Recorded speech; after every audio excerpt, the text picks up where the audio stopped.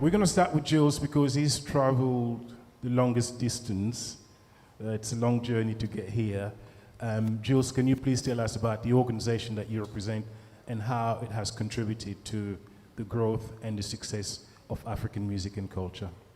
My name is Julz Ossom, and born in Ghana, moved to Canada in 2003.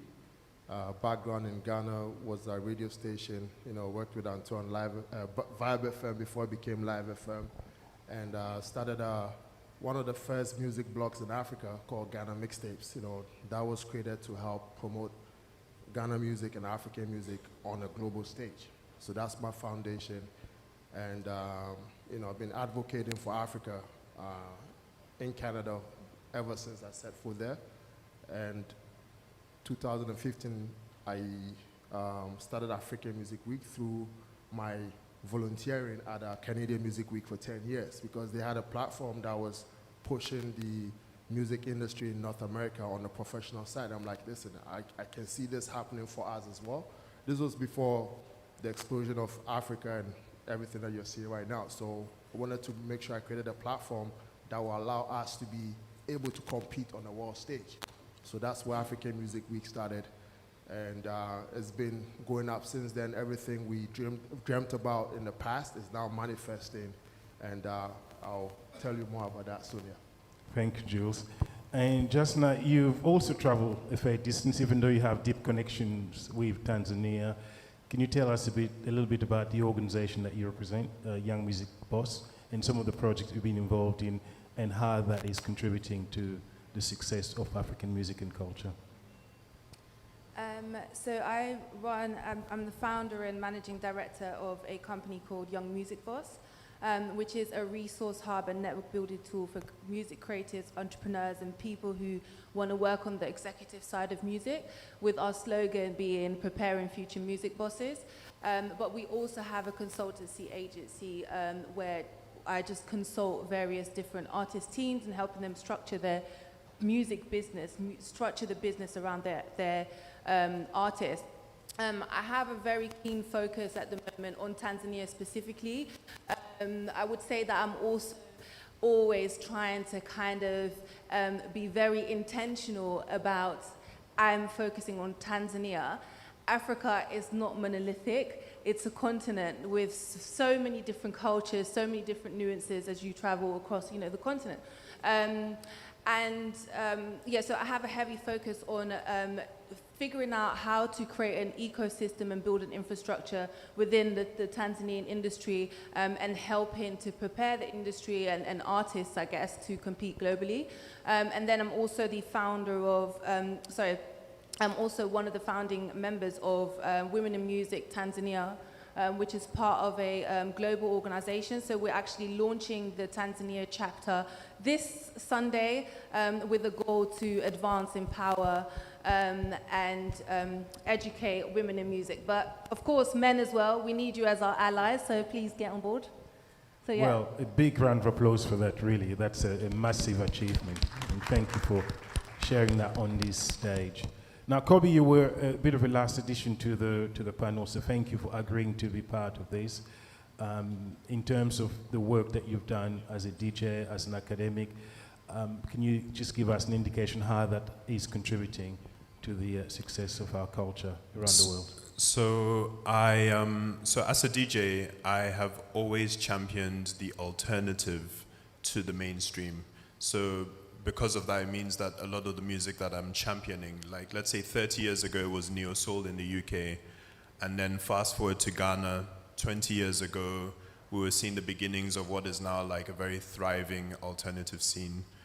So I've always been about championing that, both as a DJ, whether in clubs or across different radio stations. I also worked at Vibe FM, Joy FM, YFM in Ghana.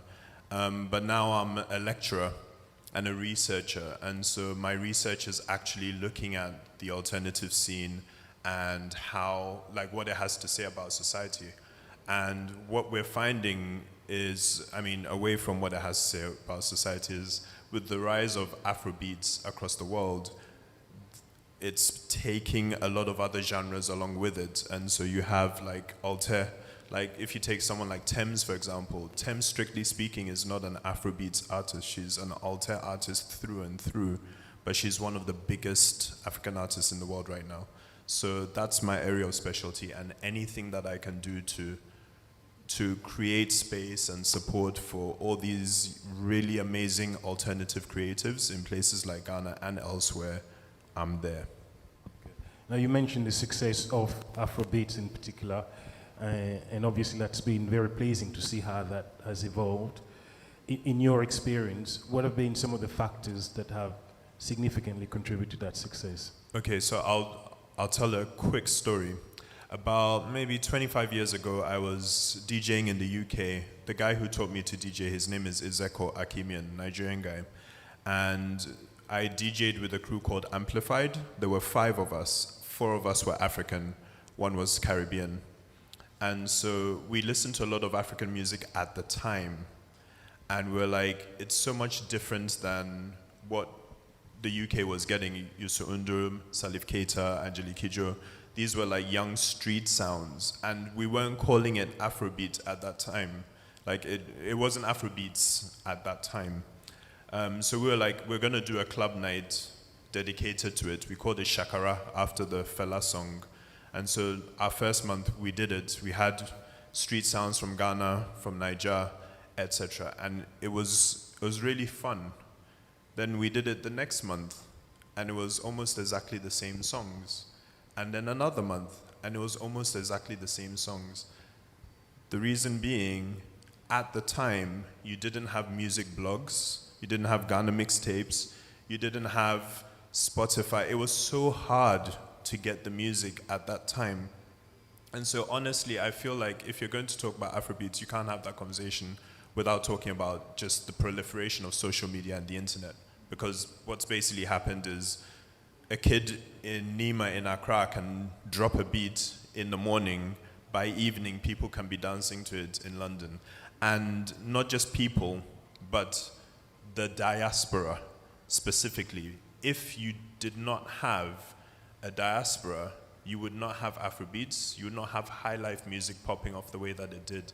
The entire history of high life music and Afrobeats is always a conversation between countries like Ghana and their diasporas. It is your Ghanaian cousins who are making the music pop on the streets of London, you know, and it's a two-way thing now. And so you have someone like, the biggest rapper in the UK right now is Stormzy, he's half Ghanaian. Then he comes home to Ghana and then he does a collaboration with, you know, the young Asaka guys, and then they blow up. Even the beat, ka, ka, ka, ka, ka, it's something that left with slavery and was brought back by Caribbean soldiers in the First World War. So like the whole history of the thing is a conversation between diaspora and homegrown. Okay. Well, you mentioned a couple of factors there. Obviously, social media and the diaspora as significant contributing factors. Jusnah, would there be other factors that, in your experience, have contributed to that? Yeah, and I think I would add on the conversation with the diaspora, because I think that that's also, if you think of the challenges that Tanzanian music maybe specifically has in terms of crossing over, I think that the diaspora thing is a huge factor because, well, firstly, if we look at Nigeria alone, Nigeria has a population of like 200 million compared to a 60 million population in Tanzania, but then they also have a huge diaspora in places like London or the UK, which also means that the tastemakers in music are reflective of that, the platforms in music are reflective of that, the executives that you have in big, corporations or organizations that dictate these trends also sit, their diasporans sit in those organizations. So I think that that's a challenge. But one of the, and another thing that I would actually mention as a challenge as well, because we have things like now the Afrobeats charts in the UK, and I think it's important to note that there is a danger of it becoming a bit homogeneous, yeah. I want to use big words, I want a panel, but I struggle to pronounce it. Yeah, so, because of course, Afrobeats is Afrobeats. there's a lot of other types of music that comes from, comes from Africa, but then it's kind of, you're all sort of, we have to just take it and just be lumped in that, which is, yeah, so that it's I guess we have to walk before we can run. But to add to some of the other things that I think are contributing to the globalization of African music or Afrobeats, I think you can't go without mentioning festivals like Afro Nation, who kind of, well, Afro Nation is a big, for those who don't know, it's a big African, I guess, Afrobeats-led festival which travels around Europe, or actually around the world now, because I think they just did, was it Costa Rica or Detroit, Portugal? So they travel around the world, and obviously that cross-cultural kind of collaboration that's happening, and artists, African artists from all around the world, to be able to grace these stages in different parts of the world. Of course, that means that there's access to new acts, they're able to tap into global audiences, and also provides room for collaboration amongst those artists who may not typically cross paths. And then another thing that I think has been massive to the proliferation of like African music and seeing is remixes. I think big global remixes, like, a perfect case study for that, most recently, Rema and Selena Gomez, which has literally, as he says himself, changed his life. And we're now seeing Afrobeats.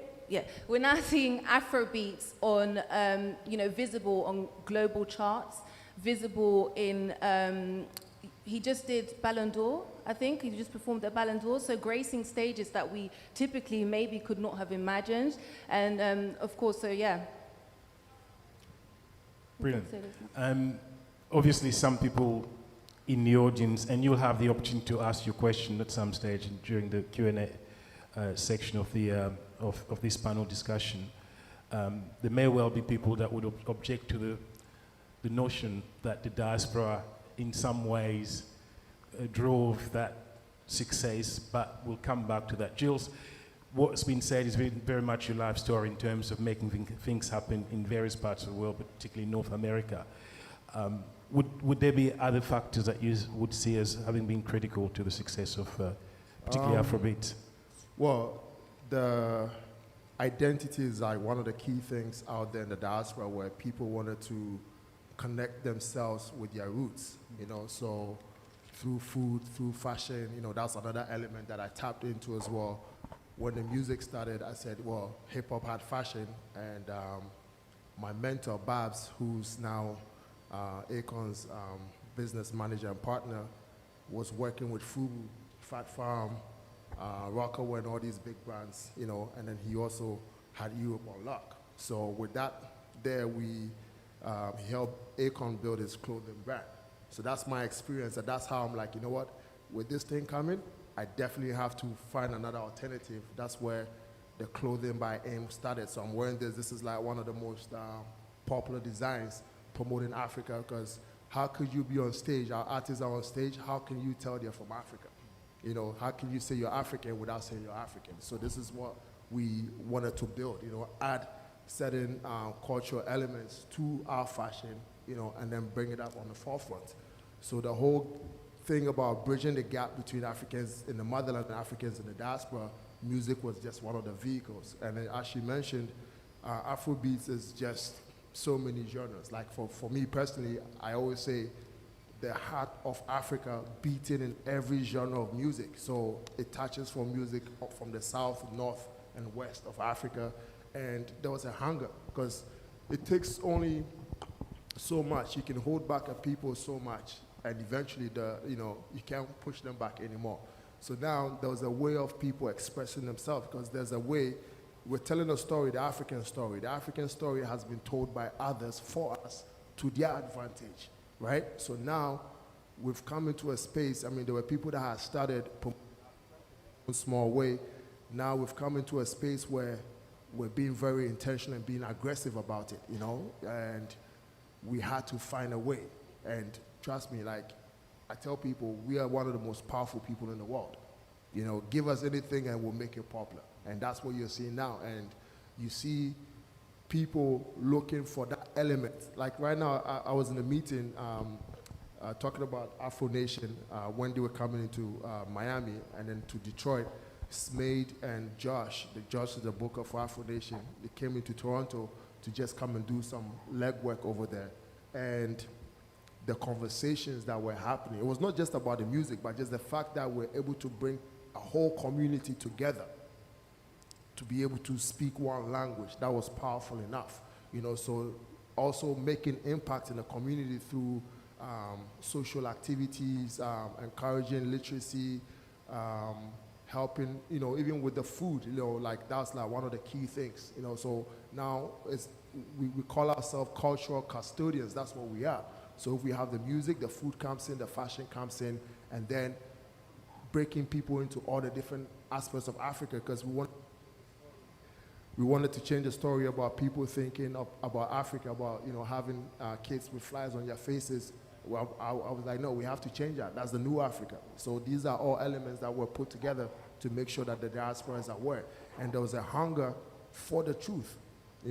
So when we had AIM, we called it the African Invasion Movement, where we're taking over the global stage. Then Babs was like, no, that was too radical. We have to make it corporate. So we switched it and made it Africa in me. Everybody has a drop of Africa in them. Whatever color you are, there's a drop of Africa in you. How do we connect it back? So this is all what's happening right now, and now there's a mass acceptance, and people want more of it. Mm-hmm. Now, obviously, we're talking about the diaspora as though it was a sort of, again, homogeneous group of people, but it's also very, very diverse.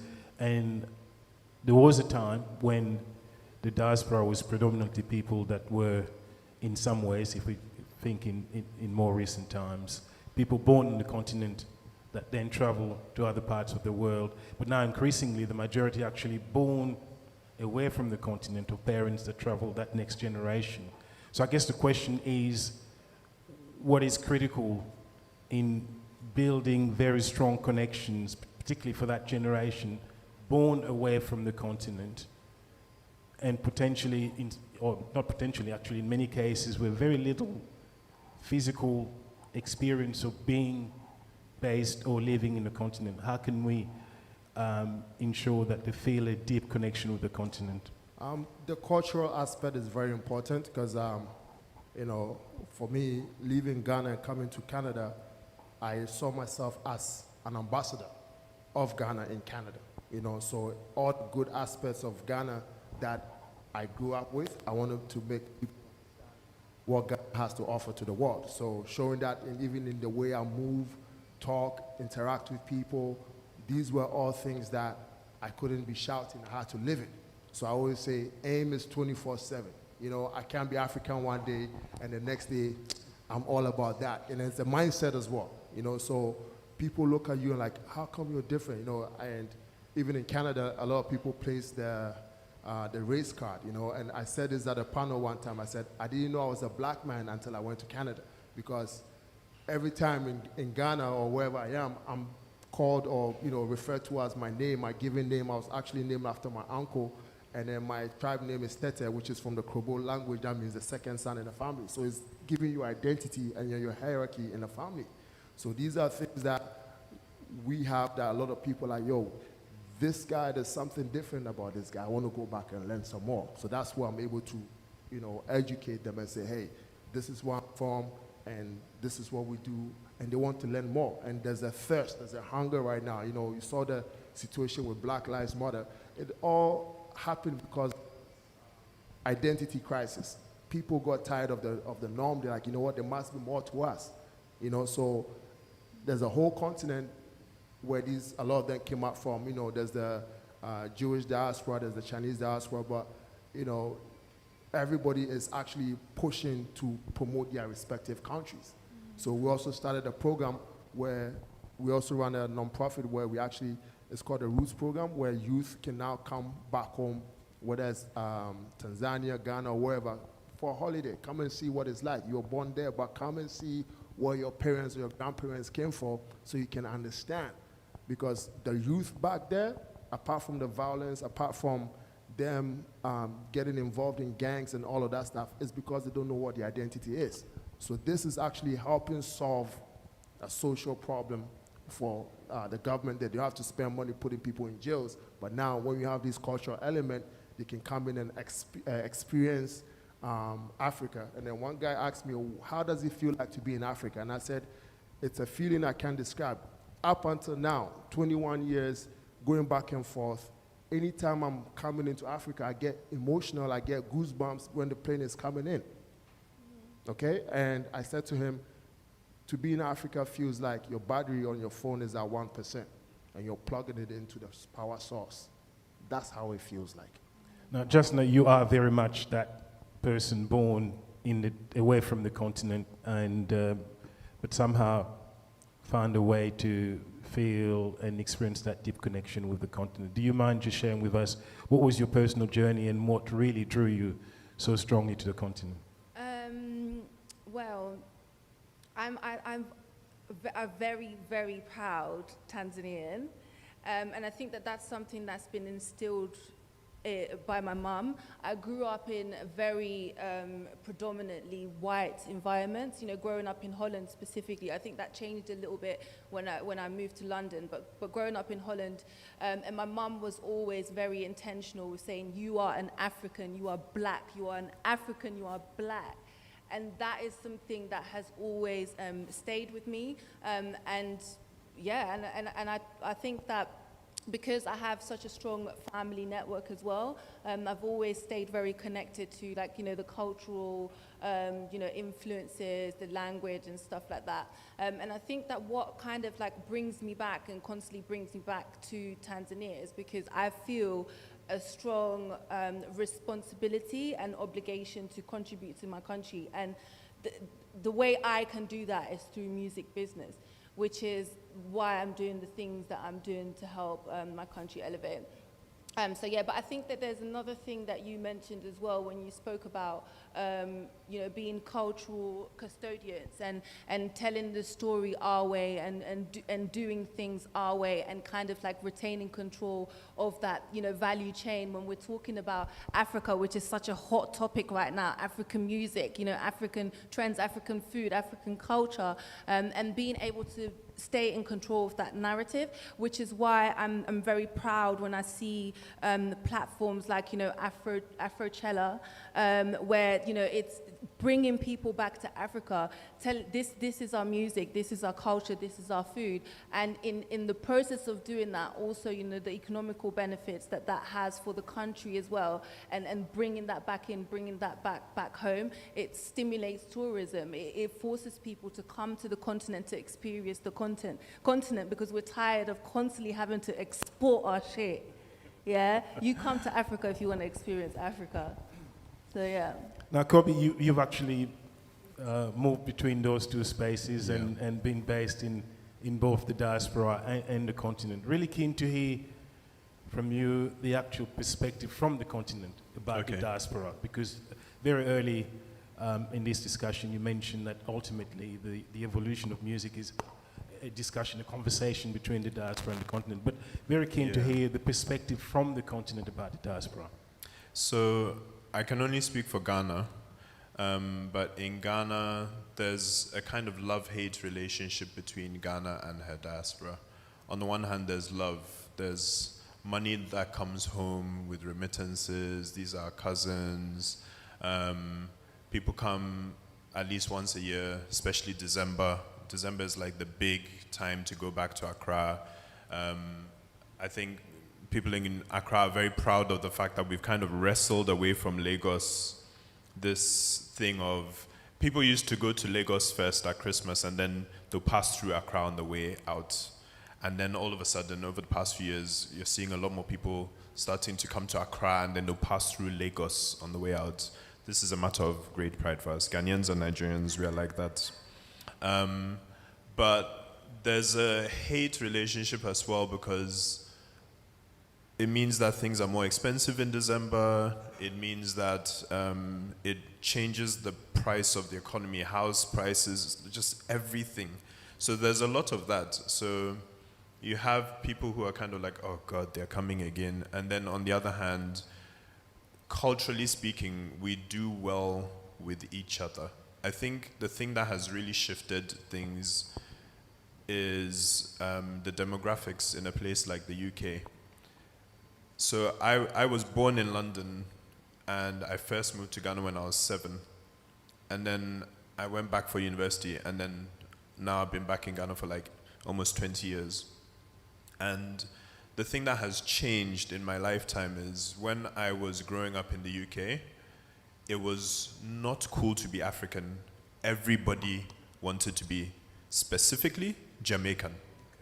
Okay? Everybody, it's like you're pretending that you're Jamaican. You don't open your African food, you don't speak your African language, etc., etc. That has now shifted.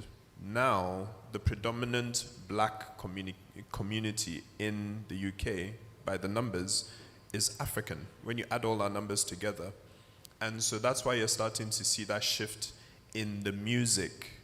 And so if you think about like a lot of the rappers who have come out of the UK, a lot of Ghanaians and Nigerians, Dizzy Rascal, half Ghanaian, half Nigerian, Stormzy, Ghanaian, Tinchy Strider, Ghanaian, Lethal Bizzle, Ghanaian, Sway, Ghanaian, like you're seeing a lot of shift. And so this thing that you're saying about people who were born there, who haven't been home, I think the game changer for me has been the music. It is the music that has connected to the extent that now the African kid in a place like London who has never been home, like my nephew lives in London, he's 13. He's not been to Ghana yet, and he was telling me that his friend just came to Ghana and it was so cool, and he's in a hurry to come home. And I feel like you have this two-way communication, because if you talk about Afrobeats, even the name Afrobeats with the S, it literally comes from DJ Abrantier, a UK-based Ghanaian DJ who needed a name for his radio show where he was playing, at the time, it wasn't one genre, Afrobeats. It was all the young music coming out of Africa, be it from East Africa, West Africa, wherever. And so he needed a name, a catch-all phrase, and he was like, okay, Afrobeats. That's how the name came to be. And it's literally, so the name comes from the diaspora. And I think that's part of the reason why, going back to what we were saying earlier, Afrobeats, if you're in West Africa, it's a specific genre of music in a way. But to the rest of the world, Afrobeats is shorthand for African beats. So anyone can go in there.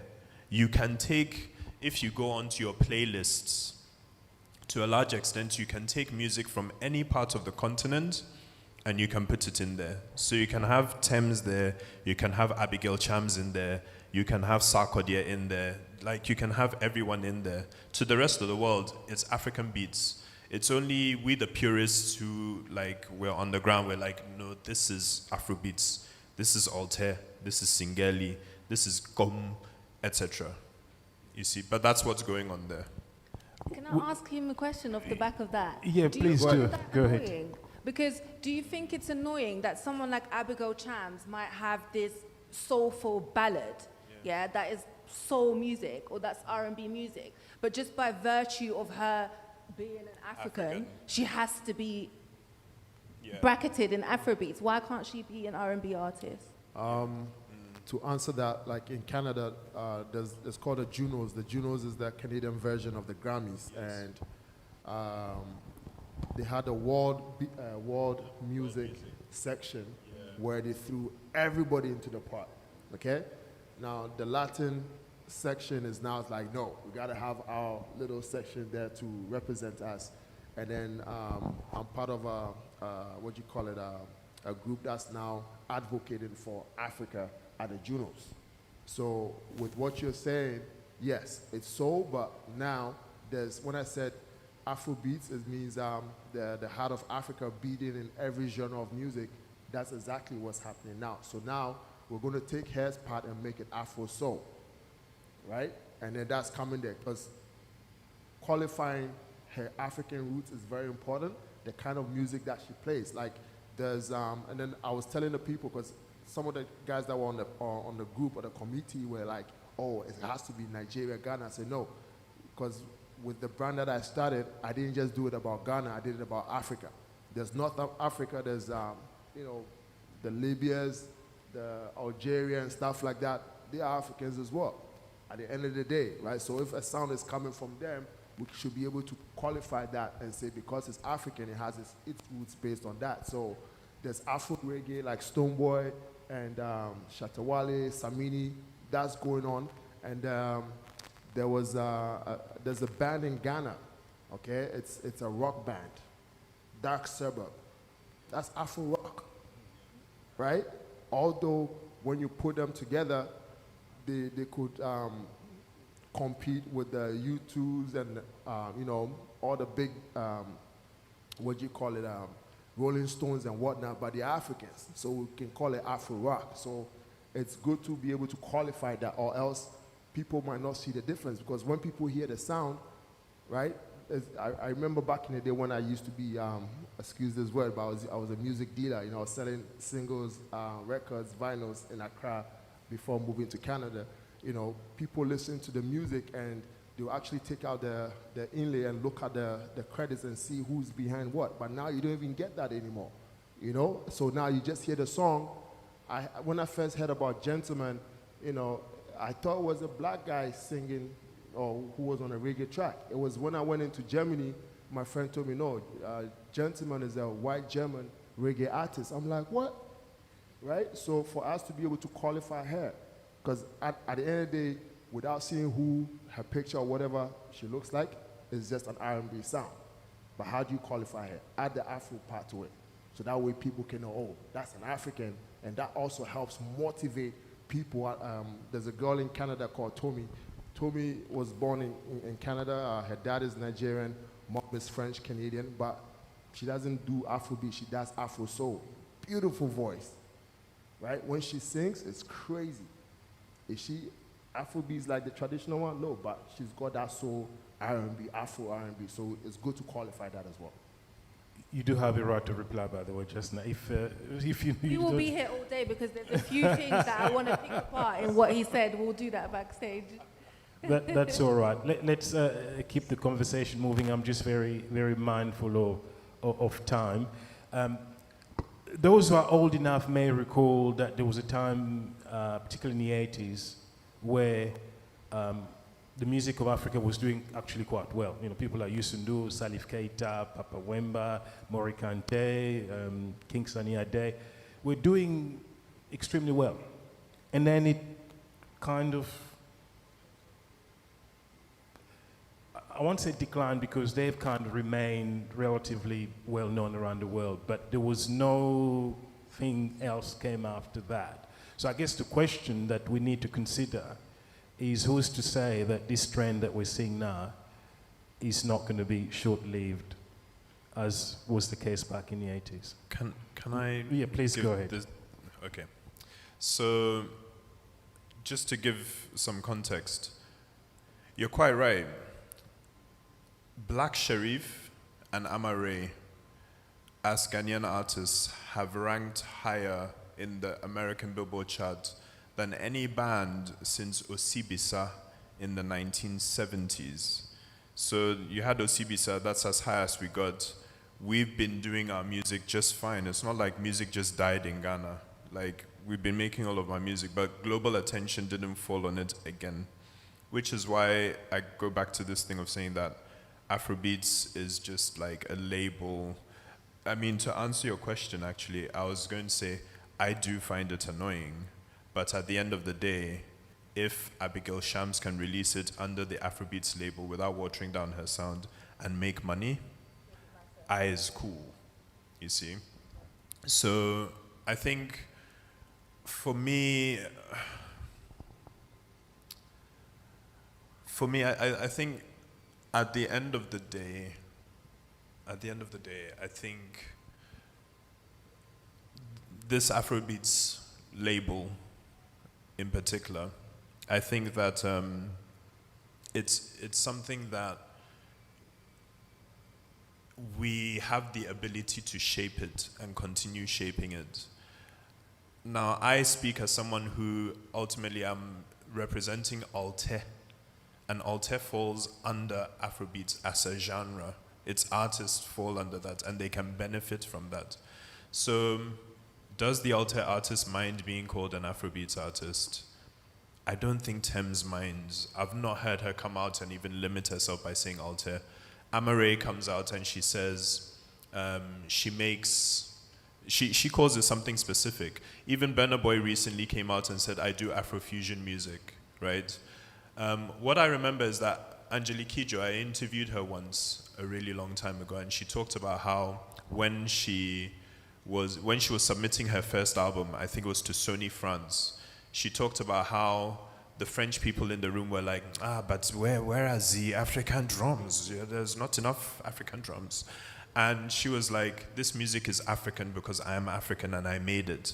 And I don't think it's a coincidence that if you look at all the new generation of artists, the Burners, the Stoneboys, everyone, who is the African artist who gets featured the most on their tracks? They are all going to Angelique Kidjo because she's the mother of what they're doing. And so you have that continuity, really, in terms of where we're going and it dipping, and the attention of the world will come and go, but we will always be interested in our stuff. And the game changer is that we as Africans are now interested enough across the continent. There's so much more, because I live in Ghana. Ghana is here. Ivory Coast, Togo, Ivory Coast, Burkina Faso, Togo. We're surrounded by Francophone countries, and in Ghana we don't get any Francophone music. We're that close, and yet we don't. And so there's so much more to explore in terms of our market here. But when we talk about our market here, we're also talking about our cousins in the diaspora. That combination, that's where the culture is, that's where the growth comes from. So, yeah.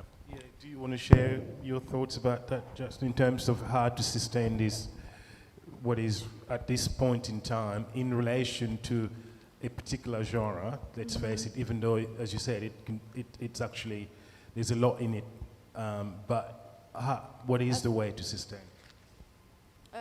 I think that was a very detailed response, but I think on a basic level what I say is that what I think is already happening that is necessary to sustain, and why I think it is here to stay, African music is here to stay, and it's not just a phase, is because we have ownership. We're a part of that ecosystem. We have our own labels, we have our own distribution channels, we have our own platforms, we have our own global festivals, we have our own networks, and we no longer have to beg for that access or compete for that access in the same way. Of course, there's still a whole mountain to climb, but I feel like we have we are at the very least building an infrastructure that will allow us to sustain for years to come, which is very different from, I think, how it was before. Yeah.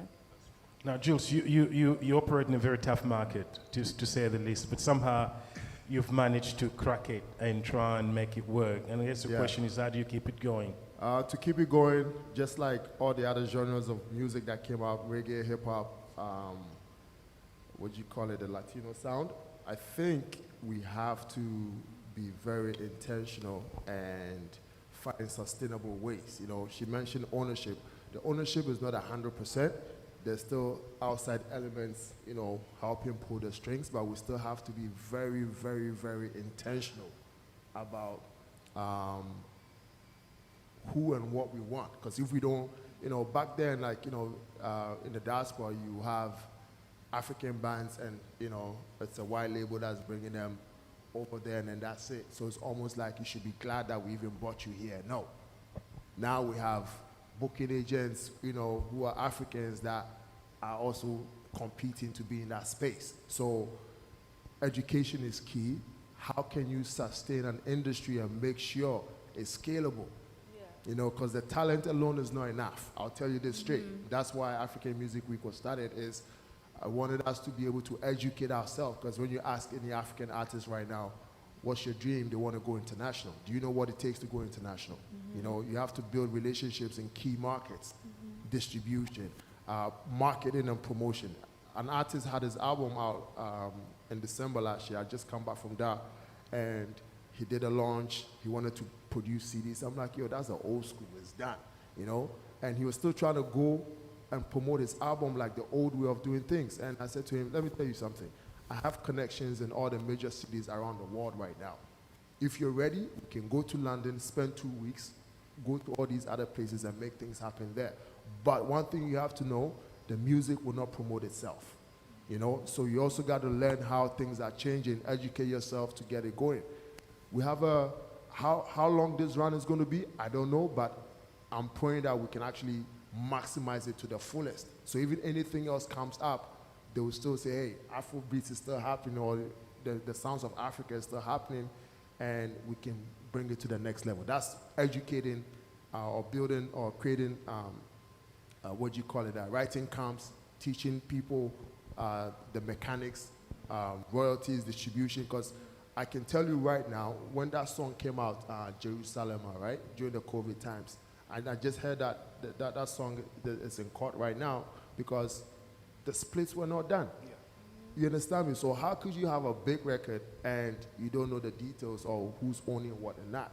And I've also encountered situations where I brought, you know, what I did was connecting the diaspora. So that is soca music with African artists. So I did it with Bunji Garlin and Fay Lions in the soca world, with Stonebwoy. And then I did collaborations between Sarkodie and a few Ghanaian artists and whatnot. I was actually bringing people together, but I was supposed to be collecting points and I did it.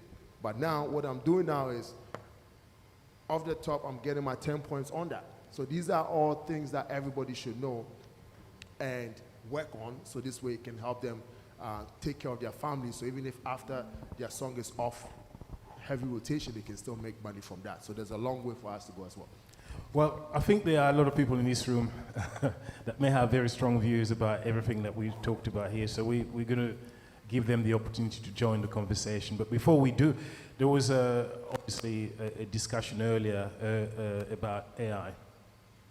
And I suppose we need to consider the possibility that right now it is possible for content to be created that sounds African, that has all the elements of African culture to it, but has no connection with an African person at all. And I guess the question is that an issue, or are we ready for that? With the AI, you know, I've always been an advocate for new technology, you know, new media.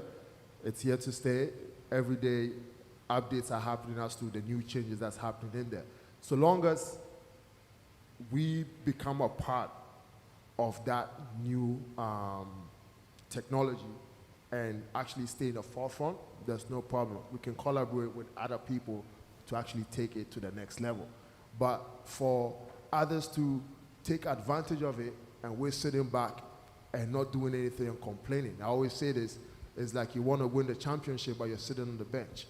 You know? No, you can't be there and complain. These people are taking a piece of the pie, like gotta get in there. So we want to definitely advocate and push for technology, you know, culture, add all those elements to it and then bring it to the next level. So it's a market that's, it's a technology that's, inclusive.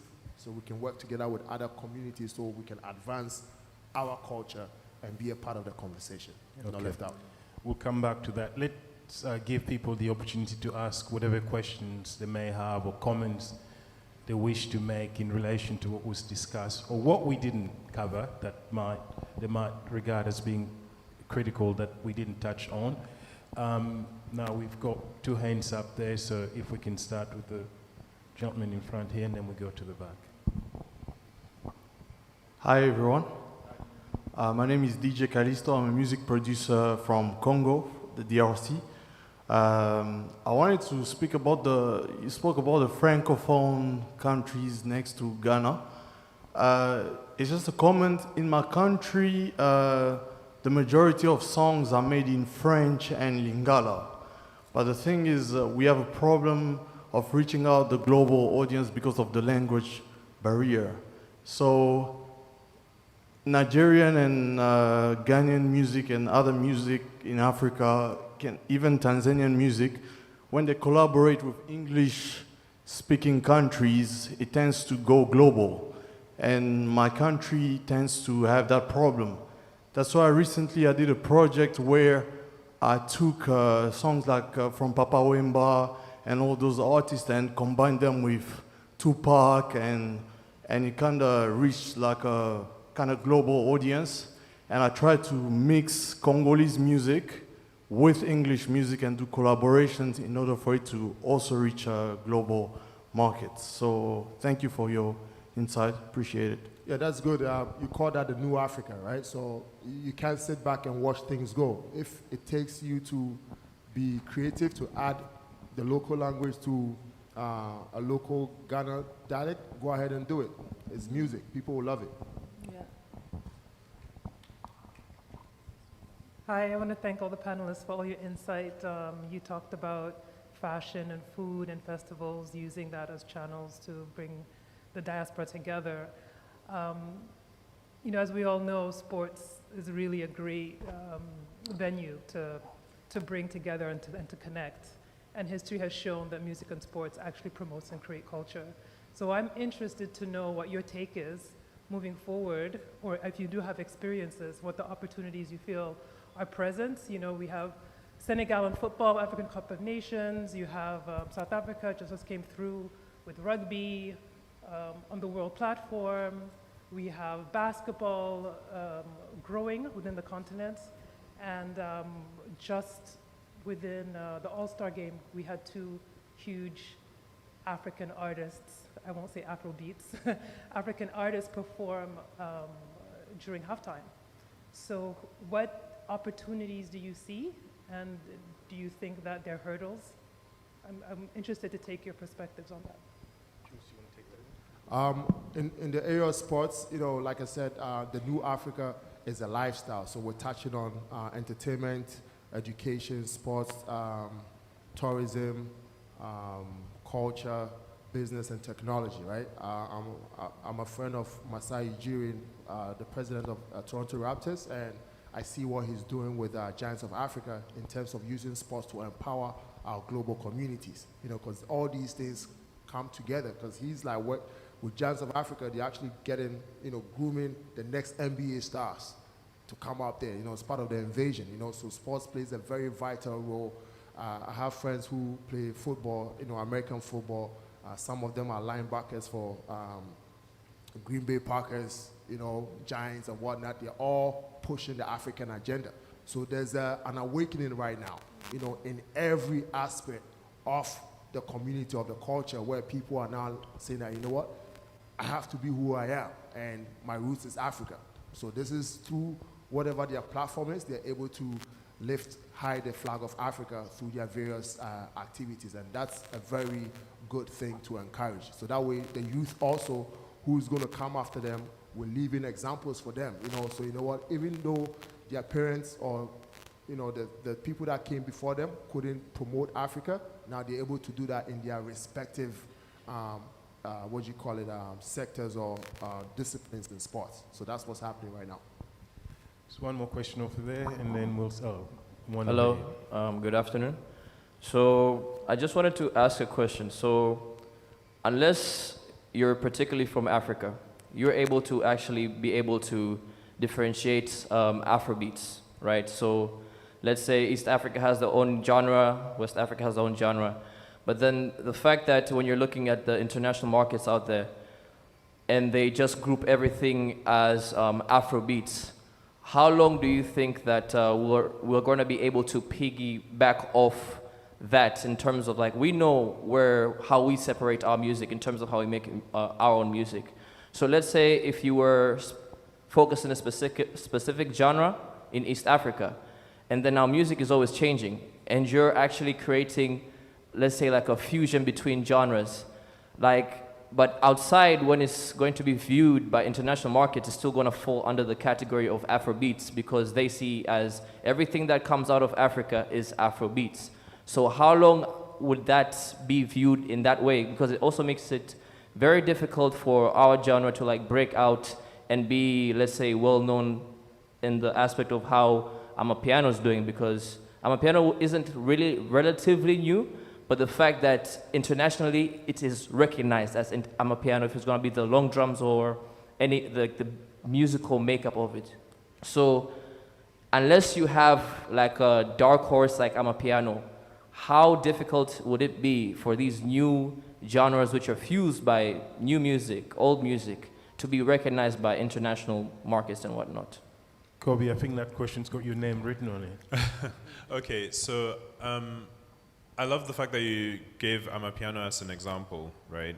Like, it sounds so different from the quote-unquote Afrobeat sound, which is a bit smoother and sexier. And Afrobeats has gone through a transition itself where it has smoothed out. So it started out, if you think the first Afrobeats #1 in the UK was D'banj, Oliver Twist, and it was very right? But now we're talking about, like, if you take Essence by Wizkid, it's very mellow and sexy, right? Then you have Amapiano, which it just sounds so different that I don't think you can just group it under Afrobeats, even though if there's a Afrobeats show, you might drop some Amapiano in it. So I think in this particular case, it's because the sound is just so different. But I think the thing that happens with not just Afrobeats, I would argue hip life in Ghana, which gets subsumed under Afrobeats. I'd even say bongo flavor. All of our genres are genres that we pick elements from, we pick local elements, and then we pick diaspora elements, whether it's R&B, hip hop, dancehall, etc., etc. And we mix it together and we make it our own, right? But it doesn't sound distinct enough, perhaps, to be categorized differently. But I think what the Amapiano thing shows us is that if it sounds different enough, then the international market will pay attention to that label separately. But if not, then they won't. And at the end of the day, you have to think about it as an artist. You have to be like, does it matter what I'm labeled? I mean, of course, you want to represent your country, and you want to represent your culture, and you want to represent your sound. So maybe you can use that label to amplify yourself, but then when you're out there and you're in the interviews, you make sure that you shout out your hood, your genre, etc., etc. And maybe don't concern yourselves too much with the label. Just use it as a platform to amplify yourself. That's how I would think about it. I just want to check that we can take one more question at least. One more. Your last question. Yeah, cool. Thank you. Thank you so much. From the discussion, I heard that you said something about the diaspora. Nigeria, they have a larger population, and that literally is an advantage for them to dominate the Afrobeats. But there is bongo flavor, and it has proven to be such a success for many artists in Tanzania, and they're literally on the map in the global market. And I wanted to understand what exactly is in bongo flavor, what is the unique advantage within this music industry right now that's propelling some of these artists with such a small diaspora, again, to influence Afrobeats in a way that someone like Diamond Platnumz can be on the same chart with Asake and the rest. Do you know what? I actually think that Diamond is an exception, because we can only talk about Diamond. And I think that one thing that has been a major contributing factor to Diamond's success is obviously that he's just a beast, but all round, right? Not just the talent, the businesses, right? And he's invested a lot in making sure that that's right. But again, also taking advantage of these platforms, like I said, like Afro Nation is an example, and being able to kind of like piggyback off of that to propel him to where he is now as well. But again, like I said, I think that if we're talking about bongo flavor, and if we're talking about Tanzanian music on a global market, I think Diamond is an anomaly. And I think that the challenges that we have are the same. And in part, it is to do with the diaspora. I think that that is a huge contributing factor, because, like I said, those tastemakers, those decision makers, those people who are in charge of the playlisting, who are in charge of these, these radio shows, and who have those platforms in, European markets or in the UK, for example, tend to be predominantly West African, because they have the bigger diaspora across Europe. So there is definitely a mountain to climb, but I think that Diamond is the perfect ambassador for bongo flavor, and yeah, makes me proud. He does. Thank you very much. This hasn't been an easy topic, but they've done very well. So can you please put your hands together for our panelists?